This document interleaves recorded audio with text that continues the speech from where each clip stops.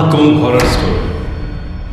आज की कहानी थोड़ी अलग है क्योंकि इंडिया के सबसे बड़े मेले महाकुंभ के बारे में है। रौनक त्रिपाठी एक 19 साल का नौजवान अपने माँ बाप और बड़े भाई अमित के साथ 2012 में पहली बार इलाहाबाद के महाकुंभ मेले में गया था। महाकुंभ का मेला बहुत पवित्र माना जाता है और इसका अनुभव अस्तित्व को बदलने वाला माना जाता है। पर रौनक के लिए ये एक रिलीजियस ट्रिप से ज्यादा एक एडवेंचर था। उसने अपनी दादी से कई बार सुना था कि यहाँ देव और असुर दोनों के किस्से छुपे हुए हैं और महाकुंभ के समय संगम का पानी अपने अंदर एक अलग सी शक्ति समेट लेता है। रौनक अपने परिवार के साथ संगम के पानी में स्नान करने पहुंचा तो उसने देखा कि वहां हर तरफ लोग मंत्रों का उच्चारण कर रहे हैं और हवा में धूप की सुगंध है। स्नान करते वक्त रौनक ने एक अजीब सी गर्मी महसूस की, जैसे उसके आसपास का पानी उबल रहा हो। उसने बात अपने भाई अमित को बताई, लेकिन अमित ने हंस के बोला, ये तेरी इमेजिनेशन है रौनक। संगम का पानी पवित्र होता है। लेकिन रौनक का मन बेचैन होने लगा था। शाम के वक्त पूरे परिवार ने मेले में घूमने का प्लान बनाया। हर तरफ साधु और संतों की भीड़ थी। महाकुंभ के पूरे मेले में बड़े बड़े स्टॉल्स लगे हुए थे। तभी रौनक की नजर एक अलग से दिखने वाले साधु पर पड़ी, जो एक कोने में बैठा था। उसका चेहरा आसमान की तरफ था, आंखें सफेद जैसे दूध की हों और उसके होठ कुछ अनजान शब्दों का जाप कर रहे थे। रौनक एकदम से उसकी तरफ खिंचा चला गया।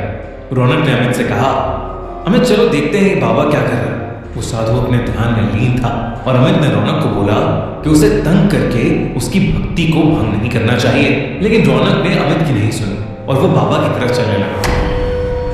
बाबा के पास पहुंचते ही उसने देखा कि वो बाबा अब भी अपने ध्यान में ही लीन थे। उसने उन्हें 2-3 बार आवाज लगाई पर उन्होंने कोई भी जवाब नहीं दिया। फिर मजाक के तौर पर रौनक ने पास से एक लकड़ी उठाई और बाबा को उस डंडी के तीखे कोने से छुआ।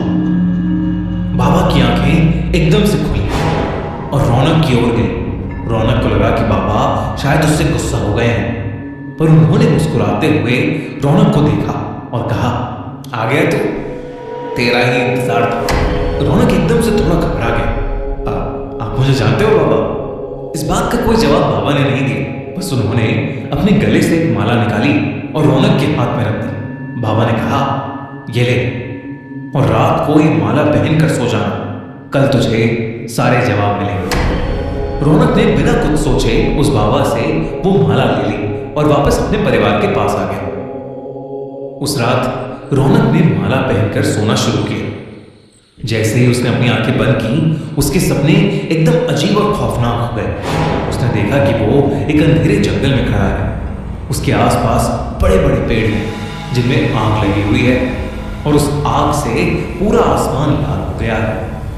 तभी उस जंगल में एक गहरी आवाज गूंजने लगी, जैसे कोई उसका नाम पुकार रहा हो। वो आवाज धीरे धीरे उसके करीब आई और एक काले साए के रूप में उसके सामने आकर खड़ी हो गई। उस साए की भी आंखें लाल थी और उसने अपनी पतली उंगली से रौनक की तरफ इशारा किया। मुझे लेने आया था, अब तेरे साथ चलने का समय है। उस साए ने रौनक से ये कहा और एकदम से वो साया जैसे उसके अंदर ही समा गया। रौनक चिल्लाते हुए नींद से उठा। उसकी शर्ट पसीने से भीग चुकी थी। उसने माला को देखा जो एकदम से बहुत ज्यादा खौलती हुई गर्म हो गई थी।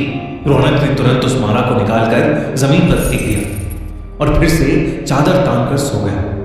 अगले कुछ दिनों में त्रिपाठी परिवार के साथ अजीब अजीब घटनाएं होने लगी, जिससे रौनक के पापा की कपड़ों की दुकान में शॉर्ट सर्किट होने की वजह से आग लग गई। उसके भाई अमित को जॉब से निकाल दिया गया और उसकी माँ की तबीयत अचानक ही बेहद खराब रहने लगी। इसी बीच रौनक एक दिन अपनी अलमारी साफ कर रहा था और सफाई करते वक्त उसके होश ही उड़ गए। अलमारी के अंदर से उसे वही माला मिली जो रौनक ने कुछ दिन पहले ही फेंकी थी। उसने अपनी मम्मी से बात की तो उन्होंने बताया कि वो माला उन्होंने ही संभाल कर अलमारी में रख दी थी। अब रौनक को यकीन हो गया था कि जो कुछ भी हो रहा है वो शायद उस माला की वजह से ही हो रहा है। उसने इस बार उस माला को जाकर कचरे के डब्बे में फेंक दिया। अगले दिन रौनक अपने रूम में लैपटॉप पर कोई टीवी शो देख रहा था। तभी उसे ऐसा महसूस हुआ जैसे उसके ठीक पीछे कोई खड़ा है। रौनक ने पीछे मुड़कर देखा पर वहां कोई नहीं था। लेकिन जैसे ही रौनक ने वापस मुड़कर देखा, उसके कमरे के एक कोने में वही लाल आंखों वाला काला साया खड़ा था जो रौनक के सपने में आया था। उसे देखकर रौनक इतना डर गया था कि उसकी आवाज ही नहीं निकल रही थी। वो काला साया धीरे धीरे रौनक के करीब आया और बोला, संगम, वापस आ जा। रौनक चिल्लाते हुए अपने भाई के रूम में भागा और घबराते हुए अमित से बोला, अमित, वो साया वापस आ गया है और वो मुझे संगम बुला रहा है। अमित को रौनक की बात समझ नहीं आई। उसने उसे समझाया कि ये सब रौनक का वहम है और वो उसे कल सुबह मंदिर ले जाएगा, जिससे शायद उसका डर दूर हो जाएगा। पर रौनक उस रात सहम गया था। अगले दिन सुबह वो बिना किसी को बताए बस में बैठकर इलाहाबाद के लिए निकल गई।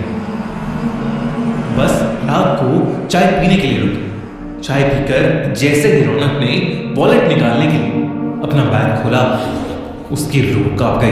रौनक के बैग में वही माला पड़ी हुई थी। रौनक ने एक लंबी सांस ली और खुद को समझाया कि वो महाकुंभ जाकर उसी बाबा से मिलेगा और सब कुछ ठीक कर लेगा। और वो पैसे देकर बस में जाकर बैठ गया। पूरे सफर में रौनक को महसूस होता रहा कि वो काला साया कहीं ना कहीं उसी के साथ है, बिल्कुल उसके करीब। अगली सुबह महाकुंभ पहुंचकर रौनक सीधा भागकर उस मेले में उस बाबा को ढूंढने लगा। और जैसे ही वो बाबा उसे दिखे, वो उनके चरणों में जा गिरा और फूट फूट कर रोने लगा। उस बाबा ने गुस्से में उससे कहा, मूर्ख, अब क्यों आया है मेरे पास? तूने एक साधु की आराधना भंग की थी, अब तो उसका दंड भुगत। रौनक के आंसू रुक ही नहीं रहे थे और वो अपनी गलती समझ गया था। उसने उस साधु से रो रो कर माफी मांगी। कुछ समय बाद उस साधु को रौनक पर दया आ गई और उसने रौनक से माला वापस लेकर अपने गले में डाल ली। अचानक ही रौनक को माला के जाने के बाद बहुत हल्का सा महसूस होने लगा। रौनक ने देखा कि वो काला साया बाबा के सर के ऊपर खड़ा है और कुछ ही देर में वो बाबा के अंदर ही समा गया। उस दिन रौनक ने एक बार फिर महाकुंभ में स्नान लिया और वो समझ गया कि कभी किसी भक्ति में लीन साधु को डिस्टर्ब नहीं करना चाहिए। घर आकर उसने सब कुछ अपने परिवार को बताया। धीरे धीरे उसके परिवार पर आई प्रॉब्लम्स भी दूर होती चली गई। रौनक और उसकी फैमिली इस साल प्रयागराज में हो रहे महाकुंभ में फिर से जा रही है।